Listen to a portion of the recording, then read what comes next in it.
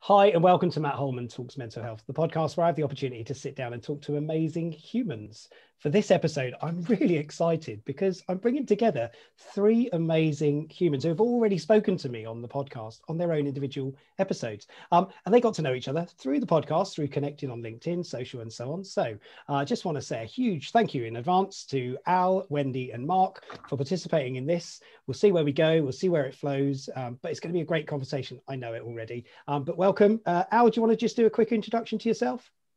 Yes, I'm Al Gilbert. I'm in the San Francisco Bay Area. I'm the Chief Listing Officer for a personal and business consulting service I call Advisory Options. And I also do podcasts interviewing people in the travel industry. Brilliant stuff. Wendy, over to you. And I'm Wendy Gannaway. I'm Chief Performance Officer and co-founder of Genius Learning Limited. I'm based in the UK, in Essex, and we work with terrific people, helping them to be super brilliant at their jobs, whether it's leading, whether it's collaborating, whether it's doing amazing presentations. So that's me. Brilliant stuff. And over to you, Marc. You've got to start with the chief before everything else. No, well, what are you chief of? I can do that. I'm Marc Caulfield. I'm Chief Executive Officer of Demolish the Wall, which is a leading mental health consultancy business for the workplace. And our kind of mission in life, if you like, is to normalize the mental health conversation within the workplace. We want a situation where someone is just as able to pick up the phone and say, I'm not coming in today because I'm suffering from anxiety, or I'm really, really anxious about whatever it is you've asked me to do, just as easily as they can phone up and say, I've got a cold, all right, which everyone does very, very easily. And that is something that our mission is to create. That's me. Excellent stuff. So we have three chiefs. I'm chief of my world, I guess, as well. So four chiefs in total. What a wonderful collection. We are going to get into some conversations around mental health, of course. That's the purpose of this podcast. So we'll go into those flows. We'll go into those conversations. But I want to refer to you as Marc 23, Wendy 34, Al 49, which is the episode numbers that you actually recorded with me, just in case anybody listening wants to go and check out your episodes. I'll drop them in the tags to this episode as well. But brilliant. Let's go. I've not done one of these with three people on. It's usually one-on-one. So we'll see where we go. Don't hog the air time if you get a chance to talk. We'll try and get as many things in as possible. But Al, I'm going to throw it over to you first, because there's a question that we're going to put in this episode, which is, what is it we don't know? So please define what that means. Give us your insights and share with us, and then I'll pass it round, or if you want to pass it down, that's fine. All right, Matt, thank you. Yeah, what is it I don't know? That's a question I came up with in a business experience, and I've used it for years since in terms of managing my own mental well-being. And the story is this. I was at a business meeting. I was in travel sales. That's how I know Matt. I was doing travel sales, and I was selling corporate travel services to a technology company here in the Silicon Valley. And we'd gotten to the price of the service, and the customer and I and my team just couldn't get close to what was a reasonable price. And like most negotiations, we were going back and forth and back and forth. And finally, I stopped and I said to myself, "What is it I don't know?" So I looked at the buyer and I said, "Betty, I understand that this price is very important to you. I just don't understand why. Why is this particular price so important to you?" And to her credit, rather than trying to negotiate another number, she said, "Because I told my boss I could get it." Wow. And I said, "Okay, now I know where we are." And while it wasn't the number she was looking for, it was a number that she could take back to her boss, and we were done in 20 minutes. So I always remember that question, what is it I don't know? And the other sort of cliche I came out of that experience was because Betty did not take a defensive position, because she just was quite honestly said, "Because I told my boss I could get it," I learned that my vulnerability is my greatest credibility. Okay. That if I have the safety and the courage to be honest when someone asks me that kind of question, we can cut through a lot of red tape in life. Yeah. No. Incredible. Yeah, so that's it. Good stuff. Marc, you sound like you're ready to come in with this as well. That would save people an awful lot of time. Wendy, you go first.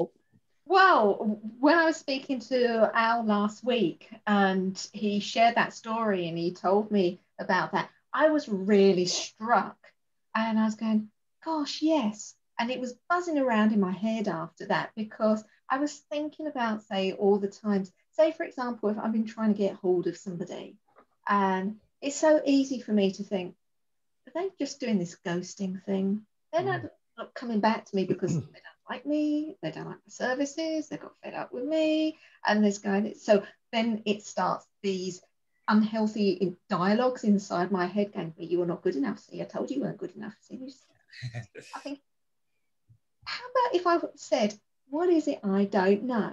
What is it I don't know? And then it got me thinking when I was driving along a road, a fast road in Essex, and I was aware that there was a car, an Audi driver, Audi driver right up my backside of my car. And I think, what's he trying to do? Driving my boot?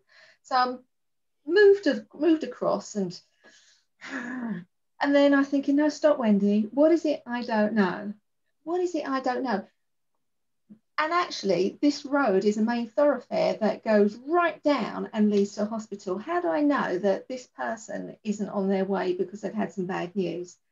And what is it I don't? I mean, yeah, they could just be like that, or they could have had something really nasty happen to them. And thinking about it, yes, I've done that on this road when I've had a parent in hospital. So I guess for me, it's much more kind of liberating, rather than letting your internal chimp start nagging away and being totally unhelpful. If you're asking yourself, what is it I don't know? I think it just brings you back. And it's been very, very powerful. Incredible. Wow. I love that story. I think that's really interesting, because actually that question, I think, is a brilliant question, by the way, Al, and it's something that not necessarily in those words, but is something that I've learned over the years. So, I worked in advertising for 28 years and, generally worked in Soho and places like that. So I commuted for a lot of that. And I, always, whether I wasn't commuting or not, even when I was working and living in London, I'd be getting the tube, and anyone who gets the London Underground will know, I mean, not at the moment, but certainly in the past will know it can be hideous. It can be a real nightmare, Northern Line at rush hour, rammed and squashed and pushed, and people pushing and shoving and all the rest of it. And I used to find myself getting really wound up about that, getting my stress levels going through the roof, getting really angry with people, thinking, why is that person so rude? Why are they pushing? Why are they shoving? Why is all this happening? And it can be the same in cars, can't it? Your example. And it was actually my psychotherapist who I spent 5 years in therapy about 15 years ago, which is where my whole interest in mental health started. And she gave me a brilliant piece of advice, which was, I was having particularly difficult issues with my ex-wife, and it was always arguments around money and things like that. And she said, what you're doing every single time you have these conversations is you are predetermining the outcome. So without actually knowing what's going to happen on that phone call, or what headspace she's in, or what she's going to ask you, you are attacking instantly. And it's a very, very similar thing. It's this whole thing about, well, I don't actually know what you're going to talk to me about. So why don't I just calm myself down, take a deep breath, listen to what you're saying before I react like that. And then, fun enough, I react like that, then she reacts back, and you end up with this thing that spirals and gets bigger and bigger and bigger.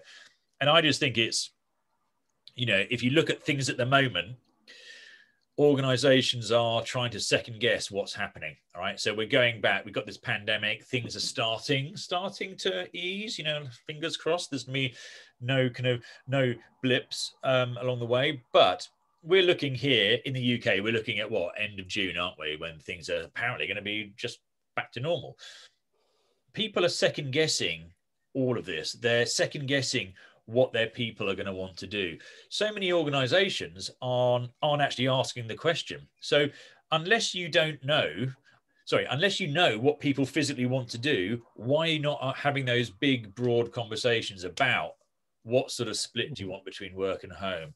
what's going to happen with, you know, international travel, all these things. And I just feel as if it's time to be much, much more open and start to talk to people, because, as you say, you know, you don't know what you don't know. And we're all trying to guess what's going to happen. We're all trying to guess everything will go back to some sort of hybrid model. But you know what? There's people out there who are desperate to get back in the office. There are young people who would learn so much from their colleagues and their bosses being physically there. And there's a lot of people who just really struggle to work at home, you know. And so I think there's I think that question is massive at the moment, because no one really knows what's going to happen. We don't know whether we're going to have this on an annual basis. As soon as the weather gets poor, will COVID pop up again? Will it not? And I think it's a huge question. Yeah, I think you're absolutely right, Mark, and I appreciate all your stories, actually, because they really galvanise this thought that is around what we don't know is such a critical point. And with the work that I'm doing as well, it really is that, isn't it? It's we need to talk to each other more. And, you know, this sign's always been behind me for the last year and a bit, along with some other things now that have joined forces with me. So I've got a little bit more of a backdrop. Marathon medal. There's a bit of a Buddhist quote over the corner as well, just to keep us in sort of in Zen. But it's so important, this what we don't know element to me as well, from a mental health perspective with the work I'm doing with clients. It's that question, isn't it? You can look at my face and you can make assumptions as to how I feel, but you wouldn't know unless you really ask me. You know, I can smile and laugh and be happy, but I might be really struggling and really in, you know, some real anxious moments inside. And you know, that's such a true reflection of where we are right now. So we just make so many assumptions. Let's go down this path of talking about assumptions. You know, assumptions are such a dangerous thing to make, especially when it comes to how people act, work, and everything else. And Wendy, what you said that I thought was really interesting was you had to sort of have a word with yourself about the calming the chimp. You know, that's something we all need to practice more of. So let me flip the question, if I can, slightly. I'm going to ask you, what do you know that is important for the what don't we know? So Al, over to you. I'm going to ask you to try and give us some insights from your perspective on that, if that's okay. Well, that's a good segue, Matt, because, and by the way, I may go in and out of mute because my housekeeper has got the vacuum cleaner going behind me. But one thing Wendy and I didn't talk about to the question, what is it I don't know?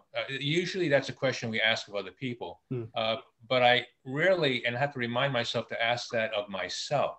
What is it that I don't know about myself, particularly when I start feeling anxious, angry, or sad?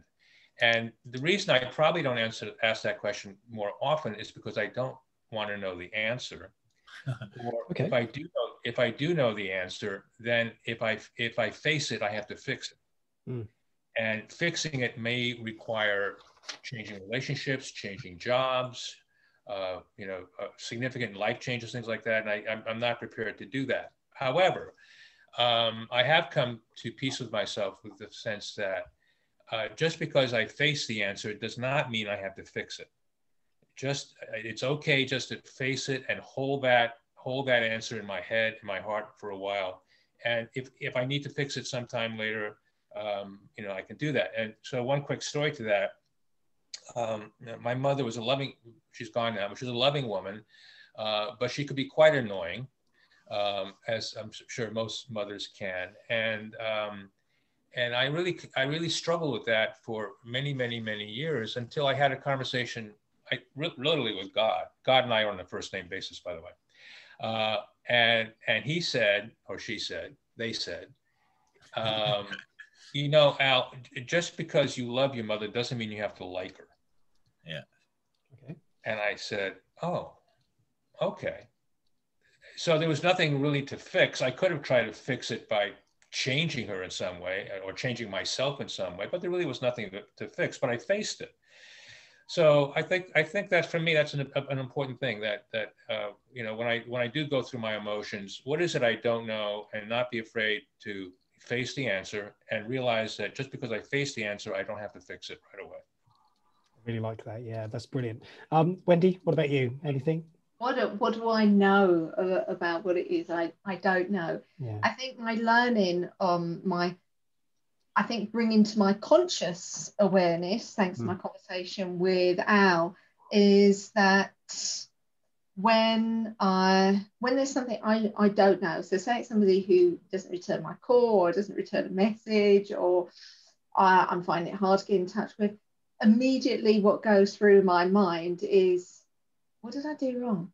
You know, so I think for me, what I know is I have a behavior pattern that goes on to me taking responsibility. Well, it must be me.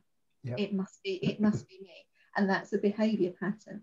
What I also know about that is, going back to something that I remind anybody that I work with, whether it's groups, whether it's individuals, is that every behavior or action that we have, even we thought has positive intention behind it, even if it's just like, you know, really, really weird, or it seems really extreme. And I'm thinking, so what's that positive intention of me kind of sabotaging myself, thinking, oh, maybe they just don't like me. But for me, I know that its positive intention is to stop me from being arrogant, blasé, being super confident, overconfident, mega overconfident, because the higher up you go like that, then the further down it is to fall off my perch. And I don't want to be that kind of person. I still want to have humility. And I guess what I've learned is that, what I know is that I have vulnerabilities, and that's okay, because I am normal. I'm a normal person. No, you're not normal. I allow You're everybody else to amazing. have vulnerabilities, so I'm a normal person. You're an amazing human. You're not a normal person. That isn't normal. You're an amazing human. No, it's brilliant. I love the insights. Amazing, Wendy. Mark, what about you? Are you a normal person? No, definitely not. Brilliant. Good. My kind of guy. And my favorite quote of all time, which I have in all of my workshops, is an Aristotle one, which is, it's something like, no great mind ever existed without a touch of madness. I think is absolutely brilliant. And I totally and utterly agree with that. For me, I think the one thing that I know that I don't know is you never, ever stop learning. Yeah. You know, so I know the day that you stop learning is the day when you may as well throw the towel in. You know, fundamentally, I feel what I love about what I do now is no one's right or wrong. All right. Mental health is very, very subjective. All right. Yep. Mental health really fundamentally is different for everyone. Everyone has a different experience, which is why, you know, I've had some clients over the years. Well, actually, they weren't clients because of the comments they made, such as, we have a mental health policy. We don't allow anyone to look at their emails at the weekend, full stop. Right. Okay. Wow. That's brilliant. And, you know, what these people are missing is the subtleties of mental health. Everyone is different, you know, for some people. So my question to them was, so you don't have anyone in your organization, this was a big bank of 30,000 people, anyone who suffers from anxiety then? Oh, I don't know, probably. Okay, so what would that do to someone? All right, to me, when I was suffering from anxiety, fairly off the scale, being told I wasn't allowed to look at my emails on a holiday would ruin my holiday. I know in my heart of hearts I shouldn't be doing it. I know I should be switching off, but I suffer from a mental health condition at that time, which wouldn't allow that. Therefore, having some carte blanche thing is you know, is always an issue. I think one of the things that I wanted to touch on, which is kind of related to all of this, is really around things around people's subconscious. All right. So, you know, what we don't know, or rather what I know that I will never know, is really what's going on in someone's head. All right. So we talked about, you know, there's been multiple pictures of predominantly celebrities, because they're the people who are out in the media. You know, the guy from Lincoln Park, Chester Barrington, who took his own life. There was this wonderful picture of him with his family on their beach hut having a wonderful day with a massive smile on his face 24 hours before he did that. So never really know that. And I think that has to be hugely respected by people. But I think the subconscious is fascinating. I think subconscious is, well, from what I can gather in my research, is about 1,000 times more powerful than our conscience. Yep. And there's a whole array of things here around people's unconscious bias as well, which drive very, very strange behaviors. And you know, I've got a very good example, but it's a bit controversial, so I probably won't use that on your podcast. But my point is that people tend to act in certain ways, and it's things that we've learned over time, and it's things that are hardwired into our head.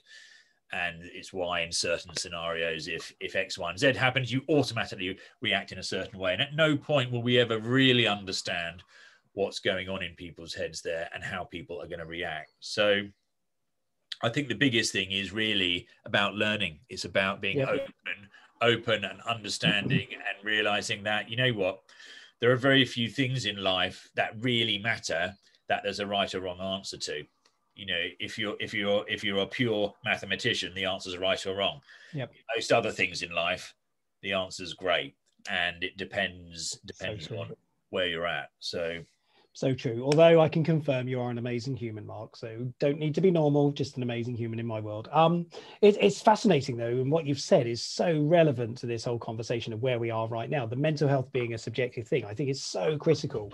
It's, for me, it's about tuning into our own minds and having that ability to sort of say, I'm just overwhelmed. I just need to take a break and stop. And, you know, we were talking in the preamble to this conversation for all of us, and you know, and my reality is I just need to take that break. Those breaks at the moment and take time out to recover, to repair. I'm working on a lot of projects. I've got a lot of training going on. I've got stuff going on at home. I've got a million things. People from the exterior say, you know, you're a busy boy, and to be honest, I probably am, but I'm also taking the time to recover and repair myself.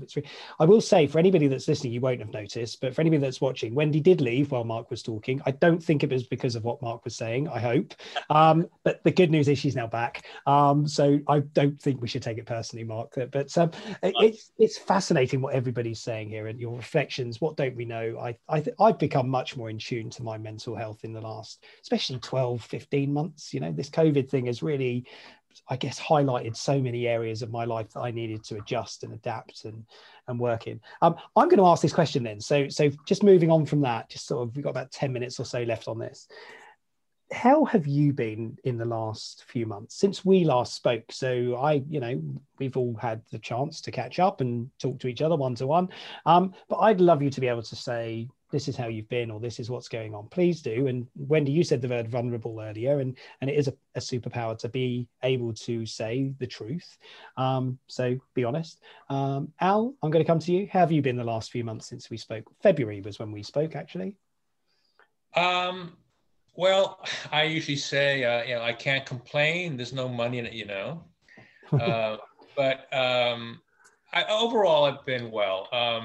I've probably been, if I really want to be honest with myself, I've probably been lonely. As I said earlier, the irony of the COVID year is that the ability to see people physically has diminished in almost none, but the fact that we've all been able to expand our universe of friends and acquaintances through LinkedIn and Zoom has been extraordinary.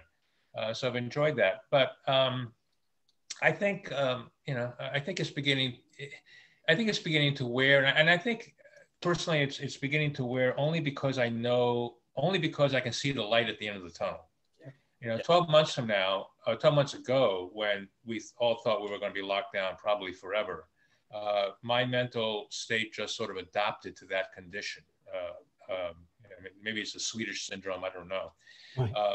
But as I begin to see the light at the tunnel now that, more restaurants are opening, more venues are opening and things like that, I guess I'm recognizing that I have been lonely where I had been suppressing that feeling for a while.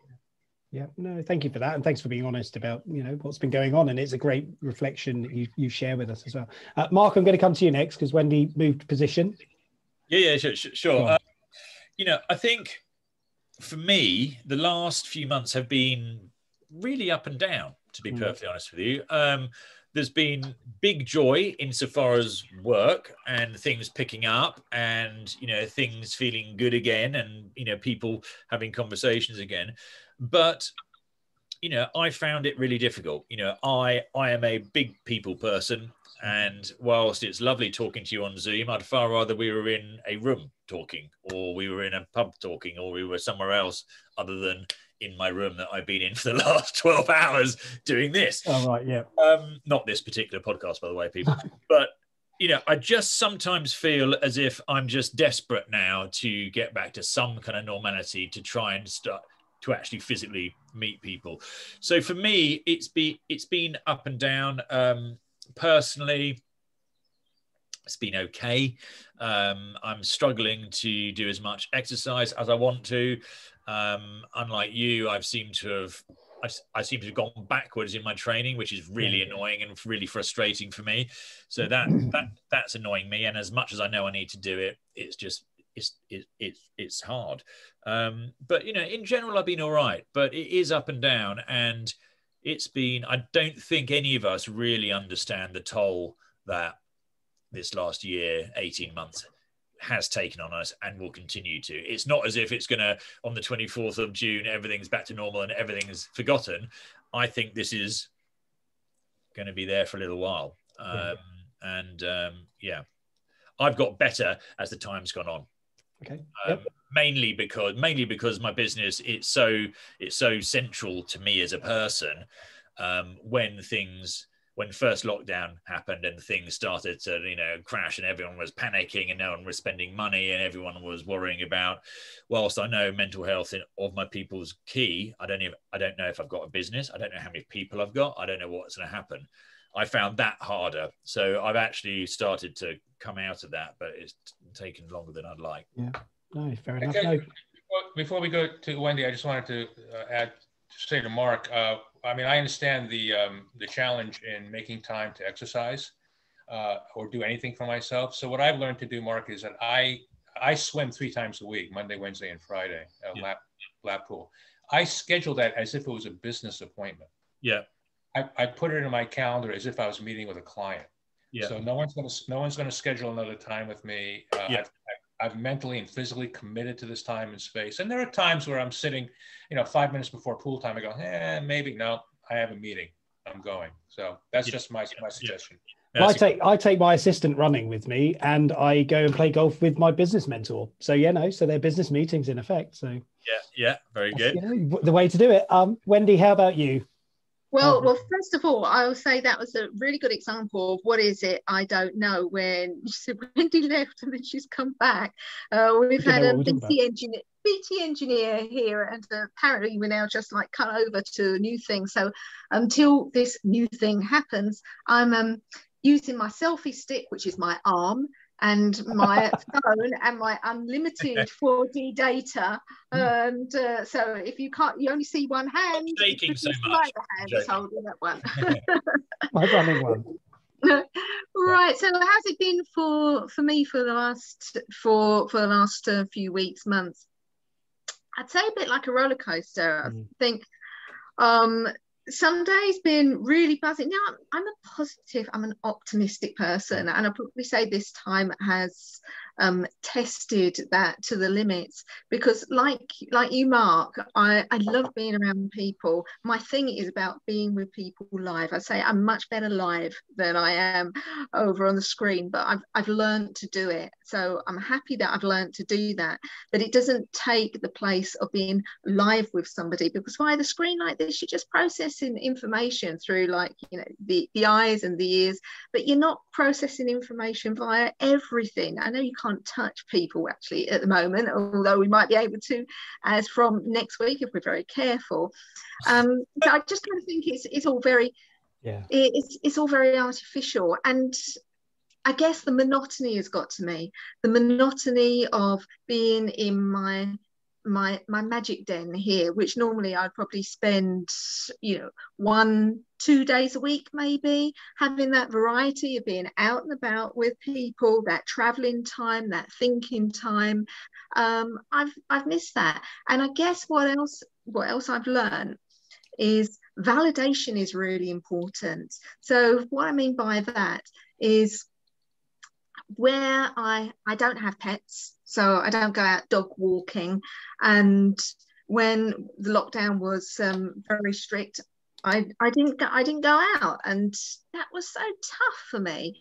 And if I suppose when somebody asks me how I was, and I say, you know, it's just like really getting to me, and I want somebody to go, yeah, you know, I can get that.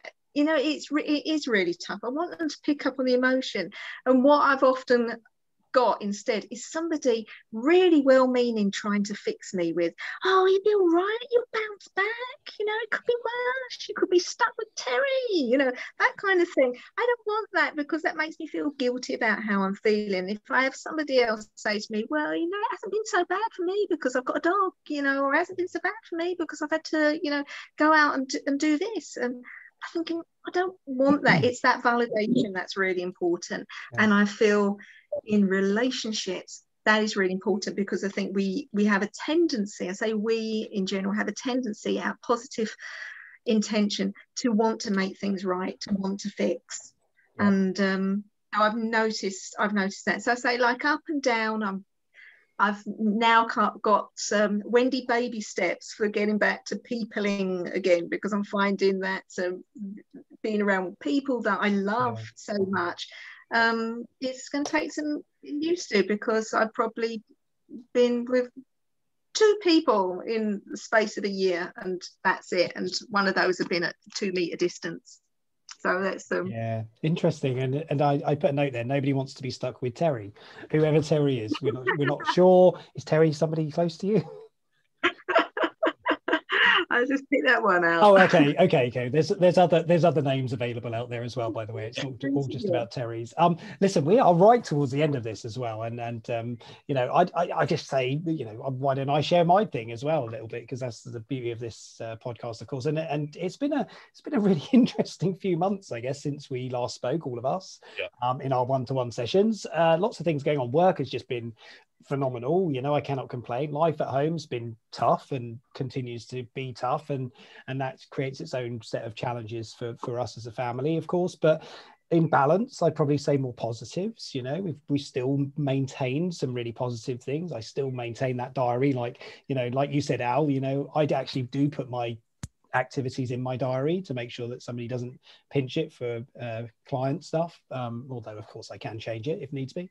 So yeah, so just sort of trying to, I think I found balance. You know, I think that's my key, is that's what I've spent so much time trying to find, is balance. I don't have a 9-to-5 job. I have to accept that I'm not a 9-to-5 worker. I work 9 till 11:30, 2:30 till 5. I have 3 hours in the middle, might have a nap, might go for a run, might do something for me, you know, and then sometimes I work 7 till 9 in the evening, and it doesn't bother me now. I don't get fixated on that reality of, oh yeah, but that's outside of my work hours. And I know that's not everybody's way of working, but that's how I do it. And so when people see me going and play golf during the day, you know what, that's because I continue to do my work outside of the 9-to-5 traditionalist hours, and that actually suits me down to the ground. So that's what I want everybody to sort of aspire, maybe not aspire, but at least work towards having that healthy balance. And that's what it comes down to for me. I don't think I've been more healthier in my life. I haven't drunk alcohol now for 8 months, just over. You know, that's been a massive thing for me in terms of, not an achievement, I would never call it an achievement, it's just been a lifestyle change that I've taken to help me. It's really helped my mental health. I know, Mark, you stopped drinking for a while as well, right? So yeah, I stopped when was it, from coming up to about 1.5 years actually. And it's really weird. I really don't miss it. No. You don't miss it. I thought I would really struggle, but I did for probably a month or so, and then it became easier. And I just thought to myself, do I need it? Is it actually, what does it give me? If I started drinking again, what would I gain? And outside of hangovers and a even lighter wallet than I've got.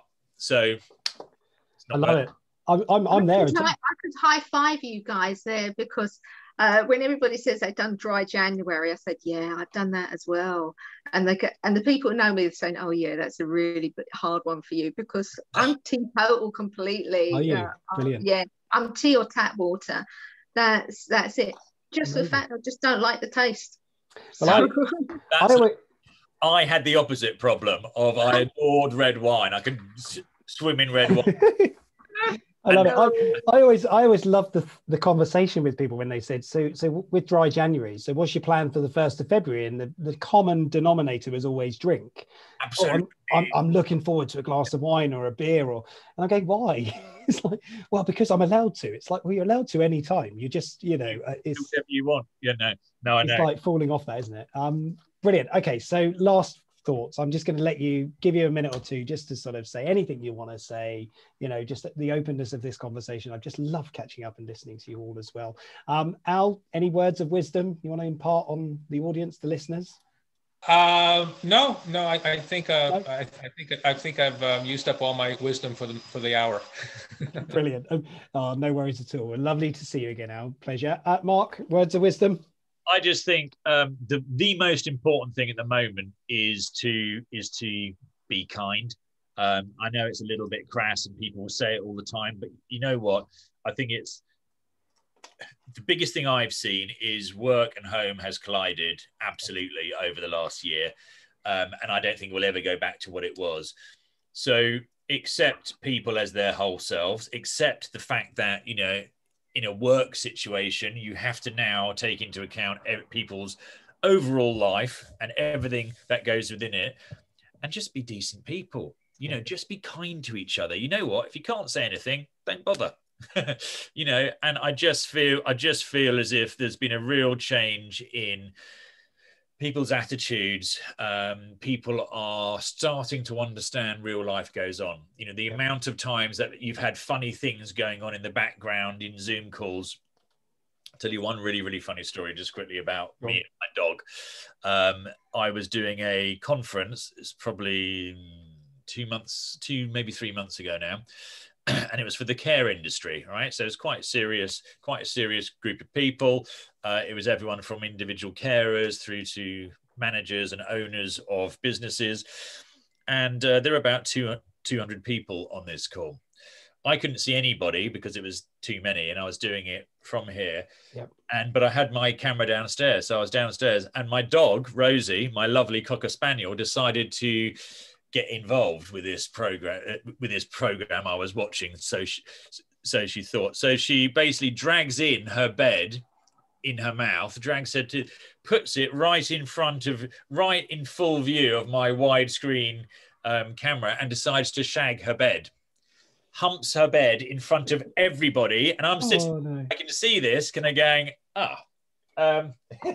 we were talking about suicide at that time, to be fair, which was fairly heavy duty. So it did lighten it, and it was quite funny. But I just thought what was brilliant about that was, okay, that happened. It happened. You can't stop it. That's a bit embarrassing, but who cares? And does it really matter? And does it matter if the doorbell goes? Does it matter if some kid wanders past your camera? Does it matter if you're not wearing, super smart clothes? Who cares? Let's start thinking a bit more about what people say rather than how they look or what they do or what happens.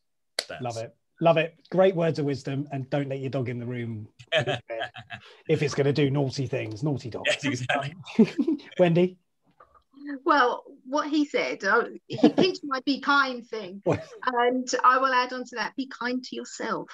Yes, good. Brilliant. Be kind to yourself. We offer it up and we allow that to other people. It's just be kind to yourself. And I think with that goes patience as well, and also tolerance. Things are going to take time. It's not just going to be a flick of the switch back to how things were. Actually, things won't be as they were.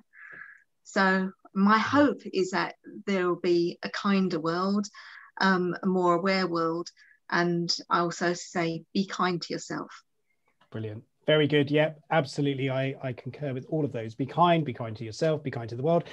We're recording this on Mental Health Awareness Week, which is be kind to nature or connect to nature or all those things. I will just tell you what the Buddha quote behind me says, which is, I don't know if you can see it, people probably can't. A happy person is not a person in a certain set of circumstances, but rather a person with a certain set of attitudes. And I think that's a really important one for us all to remember. I don't know if you all agree with that, but I definitely do live by that thought, that we can all make ourselves happy by having the right attitude towards life and towards things and towards others. So know, my attitude towards you all is you're all amazing humans. I love you to pieces. I wish you all the very best with everything that you're doing, you're working on, your future, your careers, chief listening of everything, chief of whatever it is that you're chief of. enjoy being chiefs. Chief sounds really good. So we're done. Thank you so much for coming on this together. I'm really happy. Thank you. See you all soon. Take care. Bye. Thank you. Bye.